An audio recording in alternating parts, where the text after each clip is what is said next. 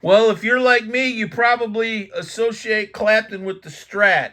As a matter of fact, I would say Eric Clapton's probably the man most associated with the Fender Stratocaster. I don't know. It's there are a couple other people that are close. Obviously Hendrix, but there he is playing Brownie, the Fender Stratocaster Brownie, sold for like 800 grand. Several a while ago, 15, 20 years ago, he sold that thing. Had cigarette burns all over it. Was all scuffed up, and people paid almost $1 million for that guitar. He played Layla on it, but this Brownie, when he's got Brownie around the time of Derek and the Dominoes, that's when you start to see him you move more and more to the Strat. And there's another picture of Brownie. That's on his first Eric Clapton solo album. That's a great guitar. And then he didn't play Brownie that much after he came back from his hiatus, his wilderness period. But he played Blackie. Now I thought I'd show you some of these vinyl albums though, and the guitars featured on the albums. Now this is on the album covers. Now this is the best of Eric Clapton. Eric Clapton at his best. This album came out in 1972. And these at his best albums, they had that kind of look with the red heading, and then at his best. There were several of these, including I've got Jack Bruce at his best, which I've never listened to, I'm ashamed to say. But there is a drawing on the cover of this, very much a product of the late 60s, early 70s hippie era, which I am very partial to. And there's a picture of, I guess that's Clapton, and he's playing a guitar. And I don't think the cartoonist, that's a great picture, by the way, bell bottoms. Still wear bell bottoms like that? I would if I came across them. But there is a guitar in the picture. Looks like it's plugged into a Ampeg or a Marshall amp, but I'm going to say that's an SG. Now this is where it gets a little more interesting. We got some photos here from the vinyl. This is the history of Eric Clapton. This is a more interesting album. This also came out when he was in that secluded period with Alice Ormsby Gore. And I've heard Bobby Whitlock say they thought Eric Clapton was going to die. That they'd pick up the phone one morning and find out he was dead. So they released this to kind of cash in or whatever, to kind of keep his name out there at least. Because he had fallen off the face of the earth. No one could even call him on the phone. But that guitar is a Gibson L5. And that's interesting. And he played a Gibson L5 at the concert for Bangladesh. And I don't know that much about the Gibson L5. A lot of you watching this will know more about all these guitars than I do, let alone the L5. But the L5 is a cool guitar. You know what? I'm starting to find myself with the lust for some of those huge Gibson hollow bodies, totally hollow. I think that's a hollow body. And there's a guy in Atlanta that plays an L5, and I've got some footage of him in a couple places on the channel. He's a very good kind of a showman type blues singer in the city of Atlanta, and he plays an L5. What I'm talking about. I'd say she had long blonde hair and big old brown eyes. And as I stood there, I thought to myself that if I could work up the nerve, this is what I'd say. Hey. I'm going to supplement looking at those vinyl records with some photos from this book. Someone gave me this book for Christmas, and to be honest, it looked kind of like a commercial, touristy type product, gift shop type product. But but when I finally looked at it, it does have some nice photos in it. So I'm going to supplement some of those vinyl album photos with some from here, because it does have some kind of rare photos. Now this is Clapton at the concert for Bangladesh. This is a better photo. That's that Gibson L5. Well, I'd like one of those. I think they're a pretty penny. They're huge, beautiful guitars. You don't see them around too much. I wonder, I don't even think they make them anymore. I'll stand corrected, or maybe it's an occasional release or something, but that's a nice guitar. So very cool. But now on the back of this album, there's Clapton and Cream. You get some pictures of him playing the guitar. I think that's the same picture that we just saw from the Derek and the Dominoes live, or at least obviously from the same event.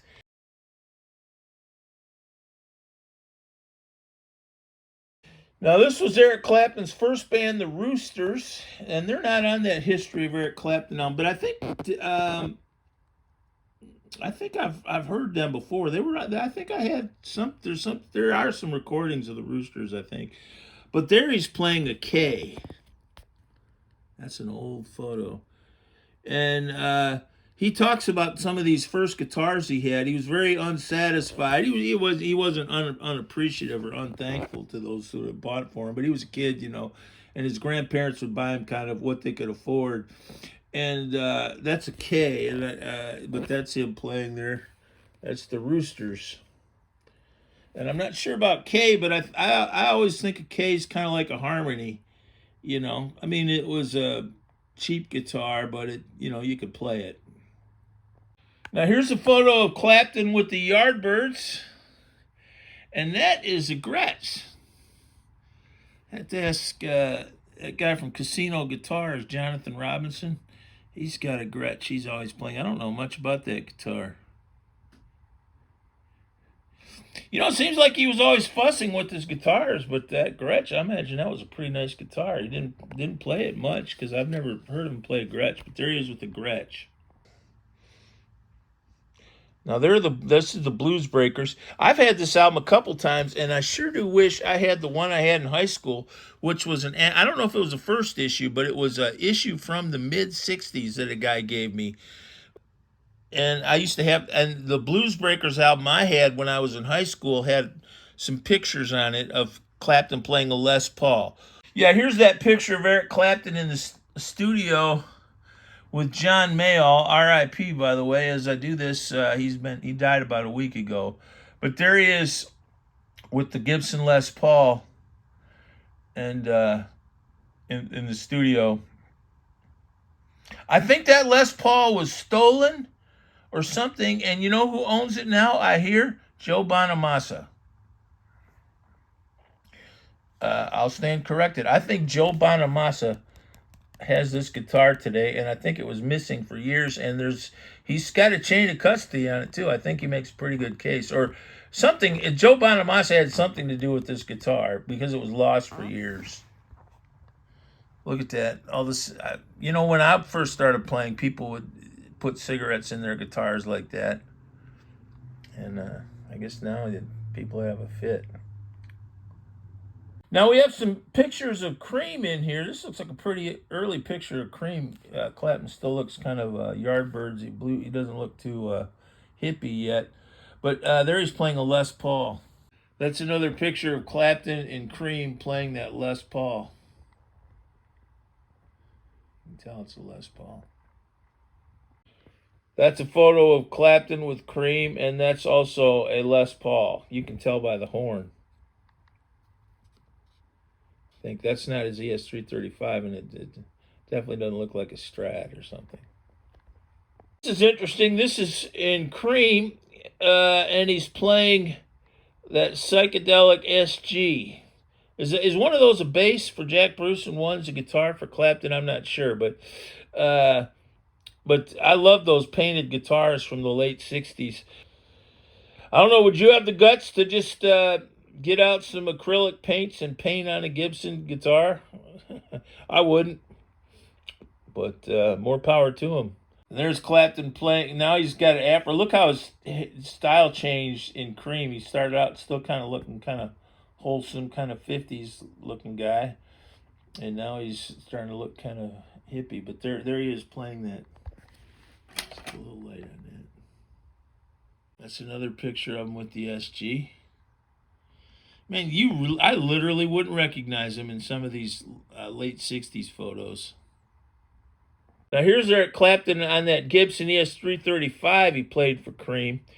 Got to be he bought that guitar when he was in the Yardbirds, but it's probably most associated with Cream. And that's another photo of Clapton and Cream with the Gibson ES335.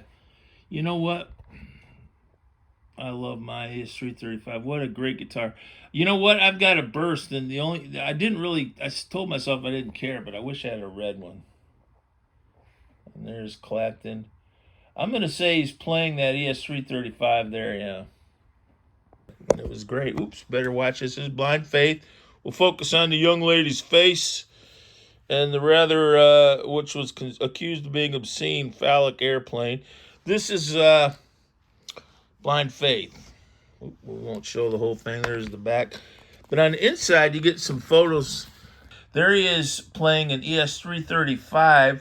Now, that's the obvious Blind Faith footage that you always see. There are a bunch of photos. They must have taken them the same day. And these are clearly, though, that picture we just saw of Clapton playing the ES335 was filmed in this same photo session. It looks like these are really famous photos. These are some of the photos you always see of Blind Faith. Now in this one, we don't see Clapton holding a guitar. In some of these same photos from the same session, he's wearing both guitars. Now this is that same picture of Blind Faith that you see on so many of the album covers. They must have taken a lot of pictures that day, but there's Clapton with both the Tele, which has a maple neck, and the, what is that? Looks like a 12-string. I don't know what I was going to just assume it was the ES335. That's a 12-string guitar. That's a great picture of Clapton in Blind Faith. Again, I think those are all pictures from the same day, but he's wearing that same shirt. But there he is playing through a Fender amp, Gibson ES335. What a great guitar. And there, now this is a picture of Eric Clapton at Hyde Park. I can sort of tell by his hair and the look of the photo. And I'm pretty sure that's that Telecaster he played at Hyde Park with Blind Faith, although you can't really tell. Both the Telecaster and the ES335 had a white binding. But I'm going to say that's a Telecaster. The neck, yeah, obviously, because it's a maple neck. So that would be the Fender Telecaster. There's Clapton at that Blind Faith concert. And there again, he's playing that Tele. Should have looked through this book before I did my Eric Clapton and the Telecaster video. There's Eric Clapton playing a Telecaster around the time of 461 Ocean Boulevard. There he is. Most of these 461 Ocean Boulevard, he's playing Blackie.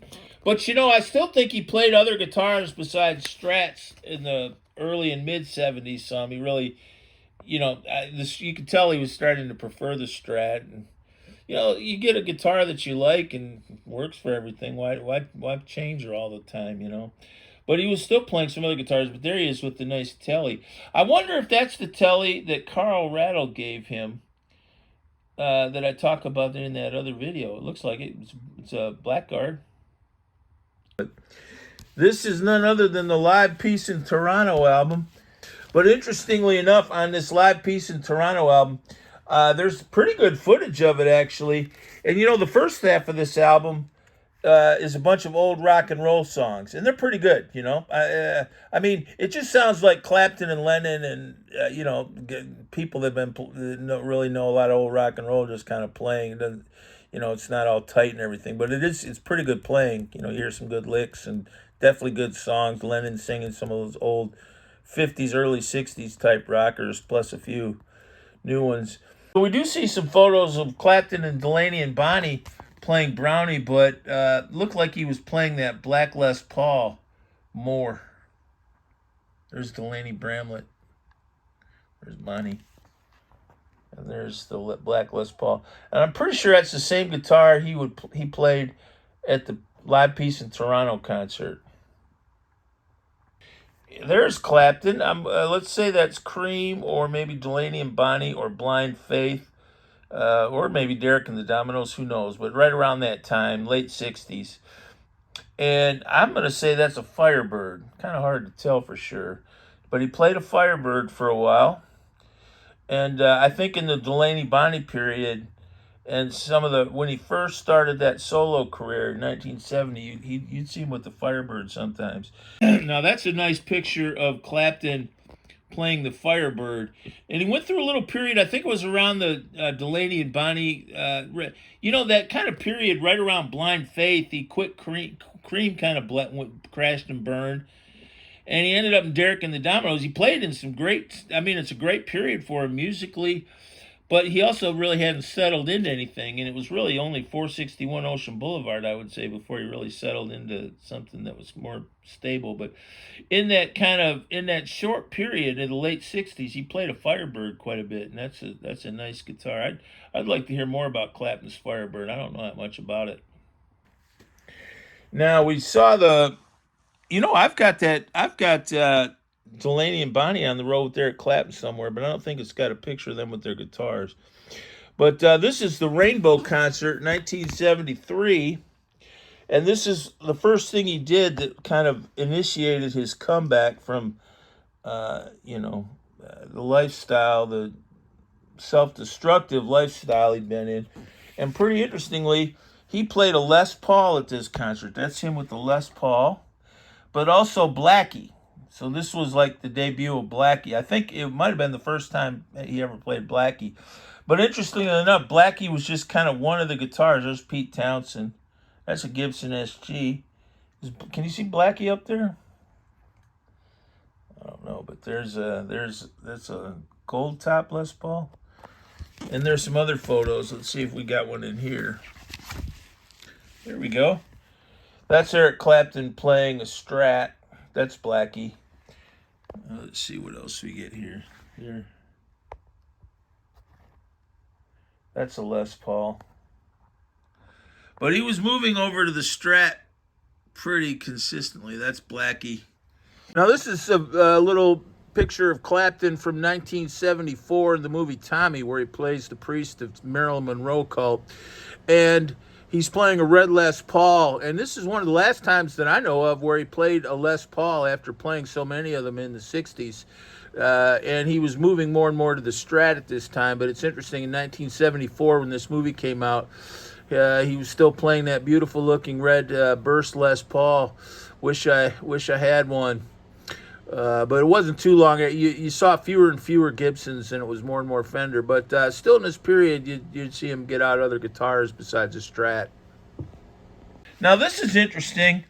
There's one in every crowd. And this was after 461 Ocean Boulevard, which was his first sort of comeback album.